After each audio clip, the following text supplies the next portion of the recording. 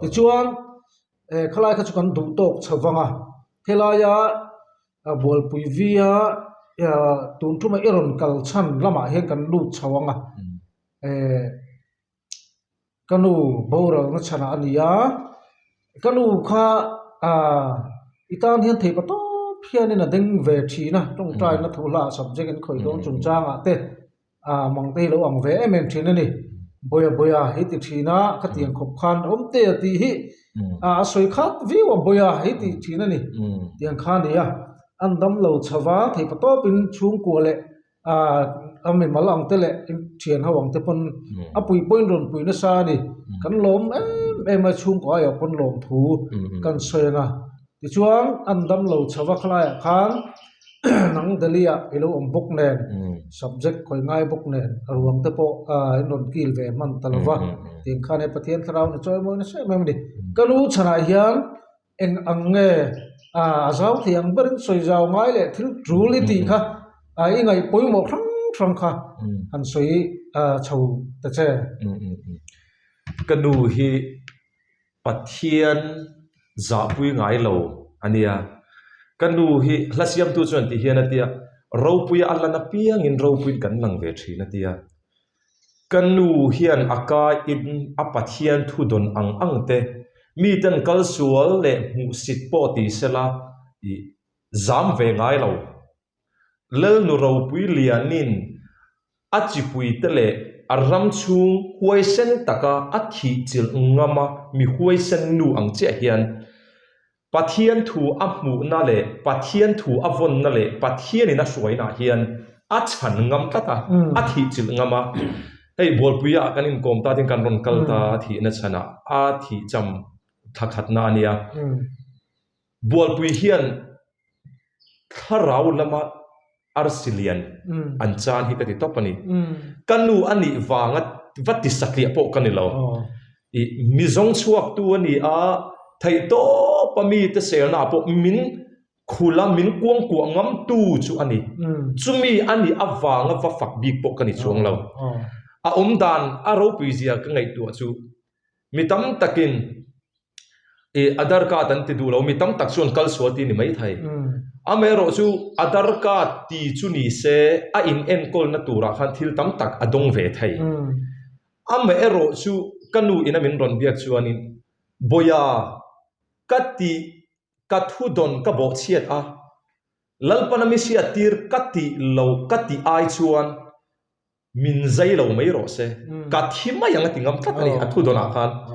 voini a hen chu tiang ang chu zorama het kan tlem turzia ka ngai to hen ani chuan pathian thu a hong ha thi chil ngam dam ain adam lo ngam mi huaisen ani kha ro pui hi ka ti ani i ti chuanin thei to pin i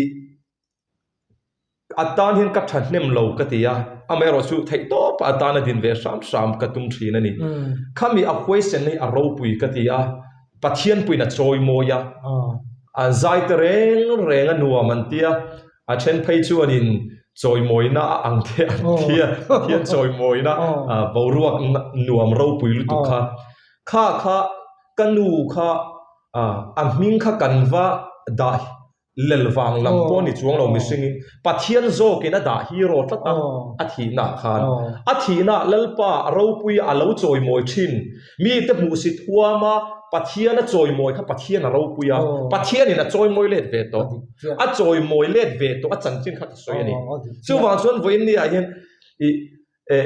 a ro pui hi ka ti to pa bol pui vi an chan ro pui ka ti ani mi nga ya chuanin kausan por ram chunga om lovani mi musit anni ama thian te hote poni sel ama poni sela mi musit anni akal sual adar du lo te anti amero chu vo india hianin por rama ompo lam tu ringa po lam ngam lo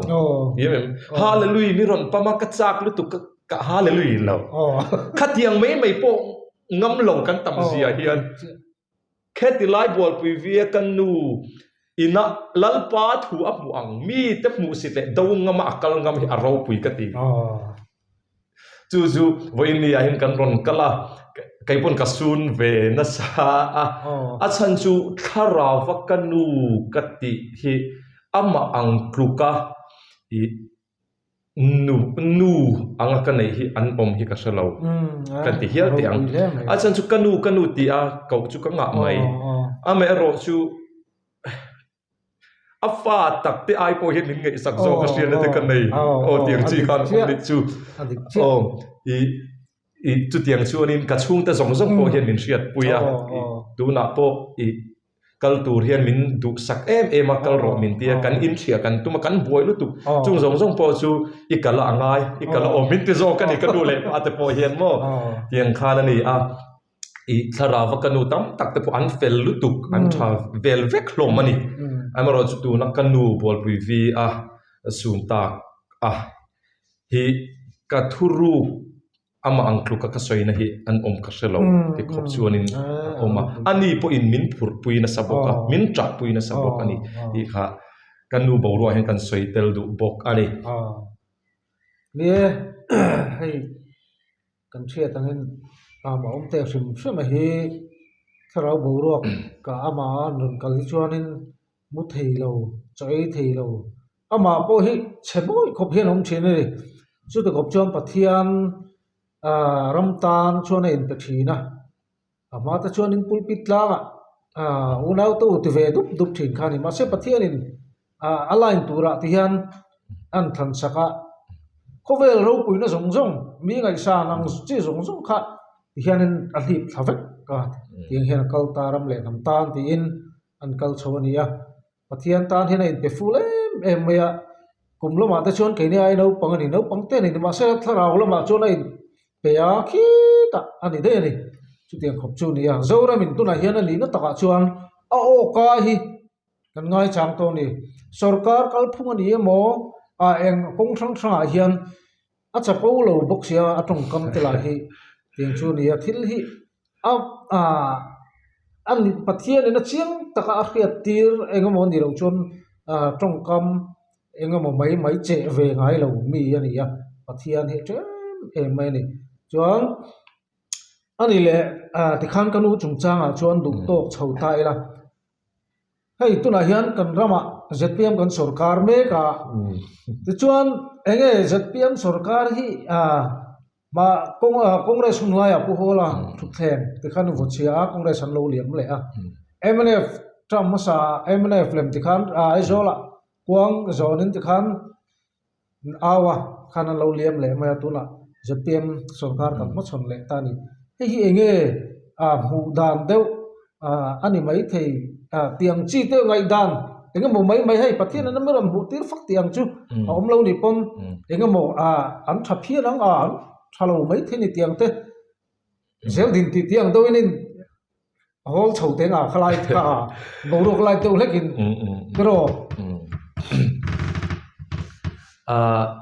ZPM hi ka boru ina ngai lo ve sim ta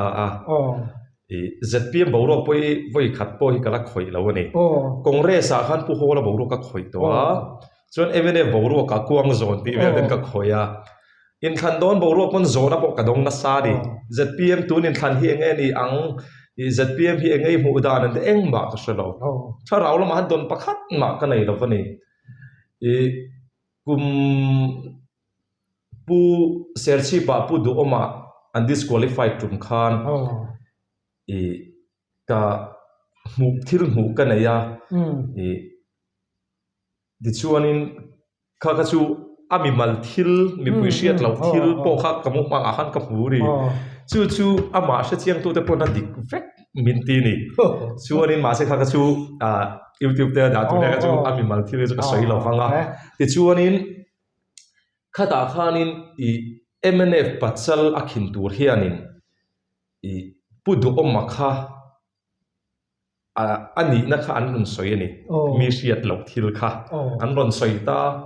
chuanin pudu omma hian ka hmuna khan pudu omma hian tamai mai thin chu hian ti alo ati thum deuh la mai mo ti chuanin ame ro chu kha akhing tu turpa ron ti tu kha thok le ka tan kha mai na tlan lem ta dei mai ni chu ta chuanin election an nei le tura khan jehoni si group a hi chuanin mu mang mak deuh mai kan e lo selfie ru ka tia ti chuan andron in ri siak loi loya MNF nenanin baya MNF kha atlan liam ani chuan pu do ma tling do ni chu MNF pa liam tlat te an tia chu tiang nge chuan in khata khanin ama chung sang chu mi mu tir kha ani ta aron tling le chi apokani ti chuan in kha ani deuh mai da ka mu chu ti chuan in ama and disqualified tur chung changa MNF hovina an lo phia ruk na dan ha kam mu le a kha khani mai ta ti chuan tunin than boran mu re ha kan nei ta lo wani ti chuan tum khat kha kan sotila ya pa achan chu mu mang omna pianga thu loi lo tam ti te nia le lam sai ta kan keule chuanin Josepha mu manga pathiarin puanga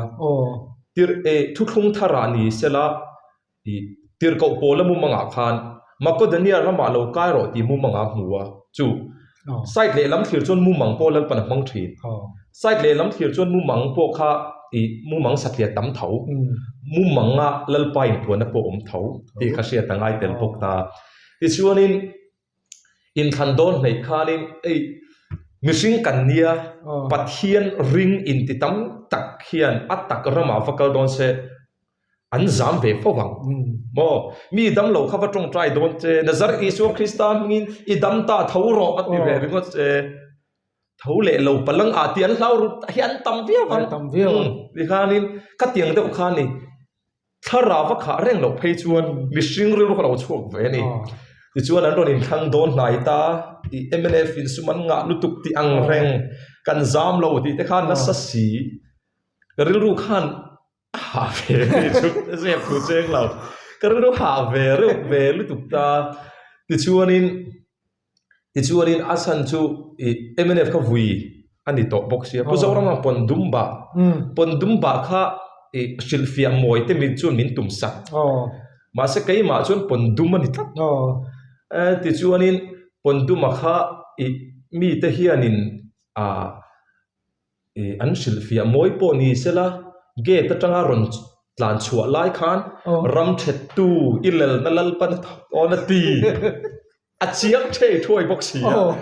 silfia moi tat na tu rom to lo moi thei lo alang tlang vekin ani da tur huan ani khatiang angani khanin ru kha mi wa autir boru ha kan reng lo ti chuan ZPM boru ka kha government complex tuna ai non ve ni ta sonin thuthlunga kanu le pa ka chung kwa te ne kanin mu khoma chu da chuan pastor chhona thu soi interview na ma sa po ka soi to a var par nei tu chuanin ka eng hini na ron thla kang ar sin nung ber kani ka eng hini na ron thla kang atia ni hnuaya chuanin milhim ho hi an lo lam mu pa ati ni nam suai turin milhim ho hi an lo lam mu pa ti chu da chuan kan han soi khom kha ai non venga chuanin ka padi a hian umte nam suai turin milhim ho ti hi ZPM hi an niang aron ta ni chu ti chuanin khata khan athu soi ha ke man nung tatlat mai ni athi thai lo chu da chuan athi thai lova ka boi pui chho tangat nga ta khami bo ruak kan soi kha mai thai ti atang khan ka boi pui chho ta ni chu da chuanin nam suai turin milhim ho an ti chuanin ke ni lam tu la lam milhim te ang hi an ni lo an yang ti ka nei da ti chuanin ZPM campaign dan ka han ngai to khan pathian hla hlirin an campaign mo pa an lam an remo upani ZPM revival tharau revival ani mai khatiang kha chuak khop khan an ron milhim ta party dang te nen an campaign dan poin hor khlai khan an mani kan ti de thau po kha trong try game te bo kha an nei do ro lo mo kha an nei tak sa che har na te theng ten ti theng khata phoi sur mo odian bo ro han up chho ta ti chuanin kan chung ko group a hianin hey soi to kha vote thak lo chung chang kha kain kalo au boxia a thak du chon thak se ti kha khami han kan chung kwa po khanin engtin nge niang ti boxia ti hi chung koin an ron soi ani ti chuanin ti intu ma inti lui thai ani lova inti lui thai ani lova ti chuanin ka lalpan min autir to a then chu chung ko indang to te ania mo indang to te mani pasal thu noi om to te yan sang sang an ni ve to wang kan chung ko kha khang ni wang khan in ti lu thei to ani lo ame ro chu pastor chona bu le tun hun in than bo ro ka hi chuan ZPM hi pathian mihlim nam shoi tu mihlim hawan lo lang ti hi an ma ni hi ani tlat ZPM hi ani tlat ti hi kan chung ko gripa jong ko posani vo thak ma in ti chuanin zi nga nge vo thak tur zi nga nge animina animin ka ti kha shatiam ya vo thak tur mani a khan kham khoi zo ka khan ka pos ka chian chi to lo ni ZPM chu kan mi lo MNF po kan lo Congress po kan lo chu ta chuanin Congress chu theng ka vuak chiat lai MNF an lom MNF chu theng kan MNF kuang kan le chian le tiang vel khan e kai hi chu lal pa tir na piang a top tan nei lo lal pan tiro min te piang ti thi top kani chu ta chuanin tu na pon kha thu ka soi wang khanin ZPM kha kawada hero emo ZPM support zone campaign angin ka chuang lo kan nu na tlat angin ka kal top thi ti chuan huna local chawa ti chuan pastor chona bo chuan ti hian in zia khazela ni nam shoi turin mihlim hawan lo langa zoram chuan mal som na mai cham an nei ta hle ati an mai ani mal som na mai cham an lu ta ati lo ba an nei ani an nei ya ti chuan war par nei tu chuan ti zoram ding ro kabu tak zinga bu le man tam ta atia zoram chu kal ngai na shelovina ding ta thua pa chu ti lai tak chun zoram chu thima thok lu ta ti kha chun zong ta ni chu da chuanin kha chu ai non venga kan soi khom na mai thai ti atanga kan nu na nung tatlak pathian hne na tangin ati chu ka ti mi lo nung chho tatlat ta kha ta ni chu ti chuanin mal som na chuanin kan zol nei ten in ram leilung ho sak na hi milem ba som nei nuai tang chuan la chuak lawang ti te an lo soi thina kan zol nei ma satam takin delhi kan om lai khan pu du om hi ron suk thani ama po hu ve nge ka kan tuma ti chuanin ma se kom tu turanga alu tu ka wangin appointment kha kan hu man ta lo pani ti chuan a cham rei boxi lawa ti chuanin aron ho chho an kom na kha kalo en ta ni chu ta chuanin khoi mun nge ati oil le chua chung chang te khami chung chang vel le chu aron soi kha min ron deng ta tok mai ni chu he ZPM sarkar hian mal som na mai cham hai chuan tum ma se zoram chuan mal som na mai cham nei an tum dan chuan nei vek ro an nei do na ni chuan mun then khata phei chuanin hei hausak na tham lui ni lo a company ten an man chok tur anga han le chu zeu te chun nei hlom ni in min silani hei ma sel aram huwa pa hei ni in work tur ang hi an la lai chuak chuang lo ma se man chopa han lak zeu ang chi te kha chu mun then khata chuan kabung bor vela po tun hai khan anon tilan ko pa gas police of the po khan nan zuan fia tin gas te po aron chu kan te anan halat hiam laiterin le khang halatian juti khan dam pher pherani khatia kha khang te po kha aron dewani aron tan thil hi a in mil chho tlak mai ni chu mal som na mai cham kha zoram anat nei lutuk tu na po hian mi pui tam takin an thlir po in thil hi akal mel roka mi hlim tam tak po in ram thar kan an nga kha ni tur an bei sei ma se ka ta khanin nam shoi turin mi hlim hawan lo langa zoram chuan mal som na mai chama nei hle a ti ma se arun pui mal som kha zoram khana lut lo voin ni a hianin political party flex zong song lalpan min hal tir lai khan ZPM hi larum chuak me la pani ZNP flex te BJP MNA Congress zong song min hal tira chun hal ve lo flex var omani ti chuanin kha mi tam tak chuan ZPM khati lai khana ron chuak lova chuan an hal ve lo flex kan ni ti bon omani kha chu a silpia na ka dong lova adu dui no silpia sela ti chuanin ma sela pastor chona bu kha nam soi turi milim hawan lo lang ti a kan chiara nung tatlat keima nung tatlat mai thai ti an soi tanga nung tatlat ta kha kan chiar thak chu nei ringot kha ni tlat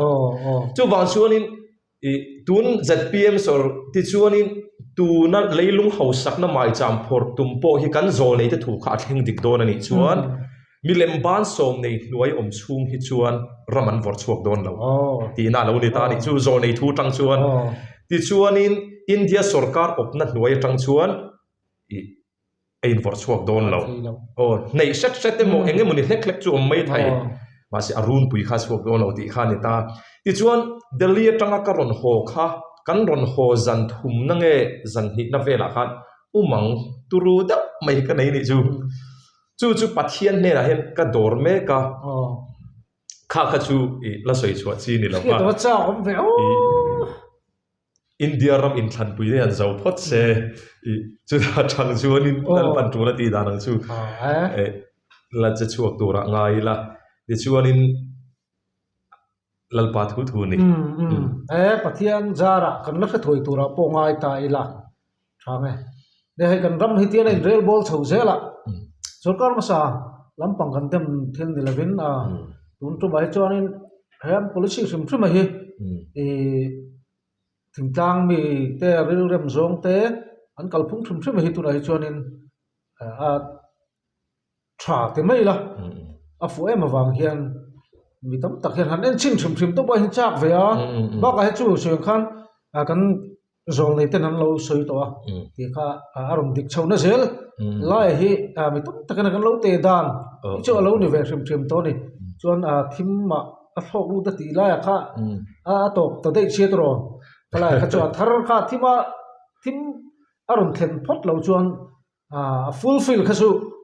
bel lo ni chuan kha kan soi ta chok mai enge mo kan han ka pa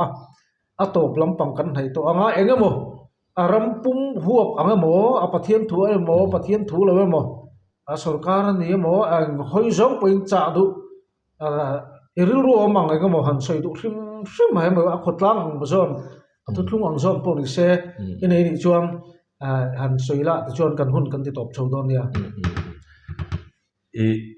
nia ei bol pui via kan nu thina cham kan han kal ani lunga leng hle maya bol pui vi hi khoro pui tak mai hi nia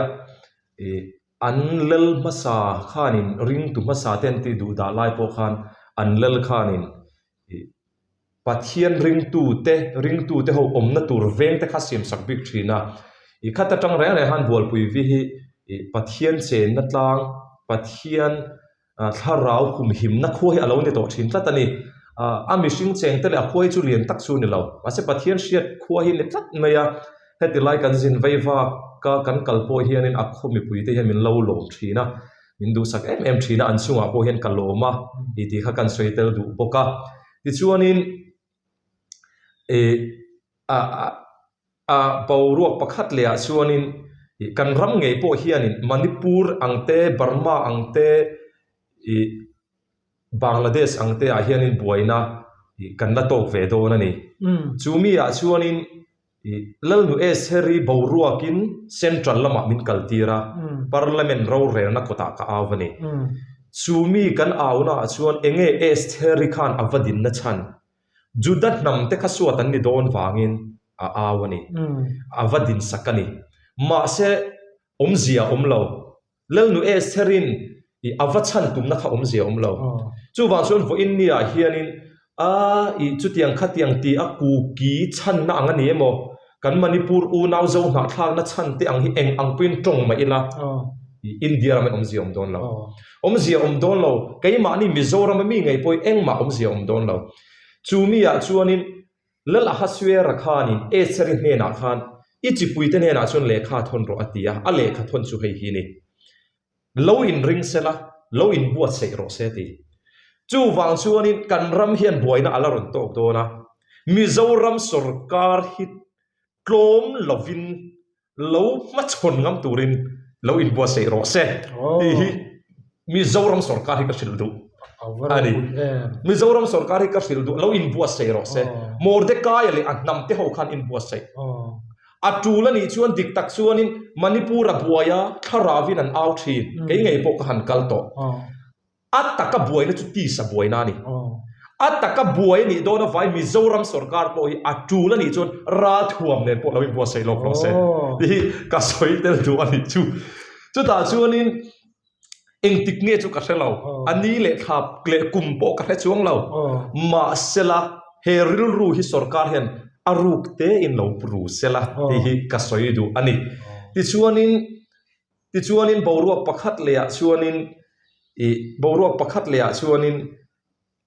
anlo in bua se anlo be theina turin pathian tan le anram le annam tan anlo dinga voin ni a hian zoram mi puipo hi chu mi a chon huaisen taka ding chuak thei tura kan in bua se hi angai hle in ka ria ati kha kan soitel du a voin ni a hian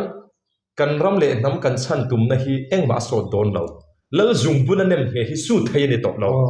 hamma na khanin namte ho kha achi le ku aram chunga namte jinga mi khat ti bora la tum tata chu lel khana zung puni la lo nginem het to su thai ni tok lo chu wang chuani India ram sarkar hi chi le kwangte chanturin a in nuk dok don lo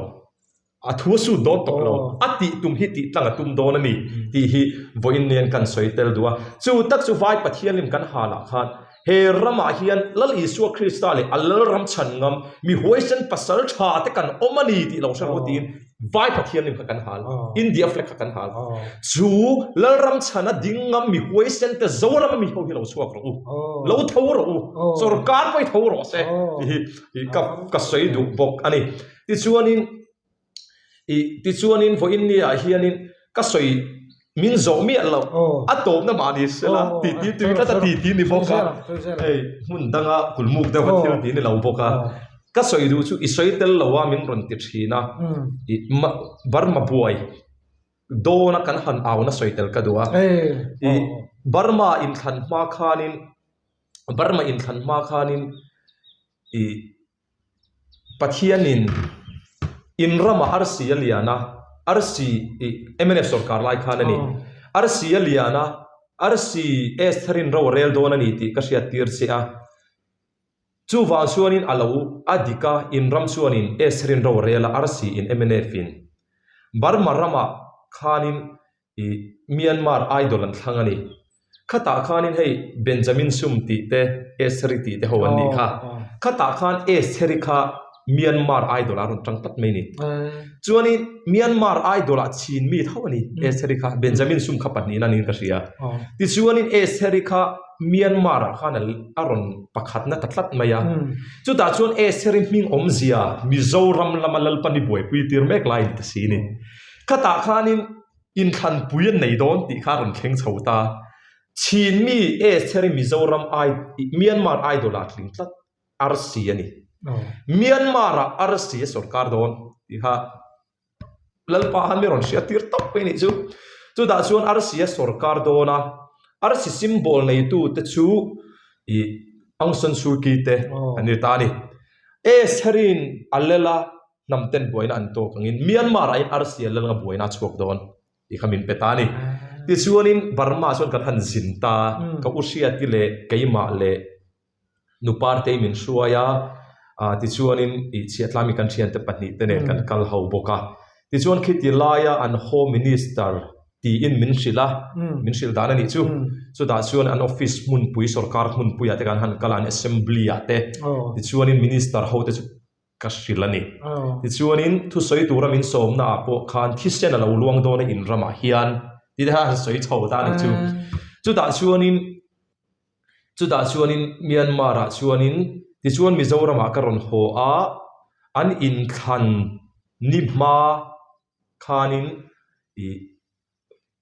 lunglei ute boyite in noi hen ka omani an in thang to do ti kan se karlu hi ha lu to ka in noi ka tom tata ti chuan ka thian pa Ephraim ka phone an Ephraim tharau pol na ka dong reng to box hi lawa ei in than dai le to box an tling le lo ti ni chu ta chuan in Ephraim a chuan in min ron nem ve don mo ka te ka thian ni ka ti chen ka thian chuan in an tlak le mol pho ve ngan le sir tur nei ve ti da mi ron ka ngei tu ka chu min ron tham mon ve tu ra ka ngai ni chu i chuan in ka thian pa zo hi i ru ha don ti hi ka hlelu tu ka ti ron tlan chho bo ka ni i chuan in falam pa ka han phona falam pa kha ka bia a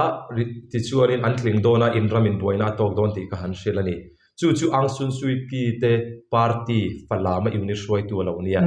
ti chuan ka han bia chu ka stil boka ti chuan in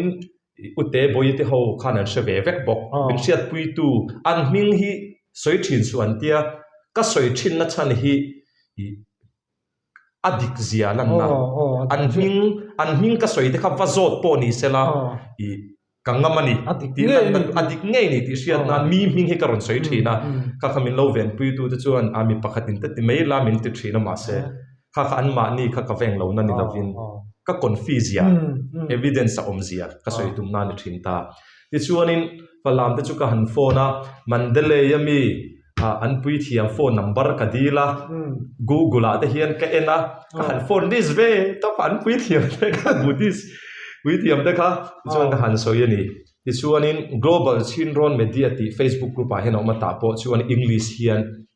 arsia laulian don chu pathian ro ta ni ti te ka posa an comment na zol nei kan ma mo lo ti min don ti chung te po chu mu thaina la om tura ka aya ti chuan kha tiang kha ni khang zong zong po kha mani Myanmar ram chunga po an ron thang chi a ang sun sui sarkar an chak ma se ro rel na an form don chin boina chuak ta a thleng di kani Manipur boina chungchang kha chu pholenga te ka soi to an no se to mai thei ta man interview na khatiang ang khan lalpa thu hi a thleng dik tlan omte a thu puan ani lawa lalpa thu puan omte an soi chhong mai ani parliament house kan zuk aw khan messenger minister pakhat hianin minister MNF minister masa pakhat hianin timaila roi tu pakhat hianin vai ho chuanin anzuk mudon chuanin ni na hi an ngai poi mo a prophet zuk in ti don min ti ni ani lo po in spiritual leader tharau lama mizoram leader emo zol nei asan chu engemoni nei kha an ngai poi mo awangin I ming top angai ti chuan misatli angin an ngai don si a kha zuk ti ro min tia mi ten zol nei in ti min bei lai prophet zuk in ti kha Rom kari ka tilu tuk tani chu Rom hi ka tilu tuka mase min pangai tu te chuan an mani in ma chon na tur ki ani si chuan angai na la ya omaniang chu te chumin ti thoda mase ka han tong traya messenger ang zo hana kal ta mo ka tong trai na han messenger thu keng tu thon tu khani ta chu wang chuan pathian thu keng tu mai ta ne chu wang chuan in kha he ram ngai po hilal pana khoi don ni hi kan don soi tel du oka zoram sarkar ko hi heriru hi puru ro se hi ka soi du ani ato kharna aro pui hle me kha alo mom hle me he voina chi na flek khal soi khan khala ya flek khal pui roi te ya ani thabong in chol sela om to lo re ruwa am sade vong vuk me mitha an ron lang we ni ne ingkum na hun thatak mai kha ti ho na hun thatak mai kan han ya alo mum hle mai bo rok po zang khai len ka ria ikal le zel na tura po pathian throi ne lom pui na lo chang zel langin pathian thuang thlapin kal zel langin ikal le zel na tura po du sakna an la na che lo me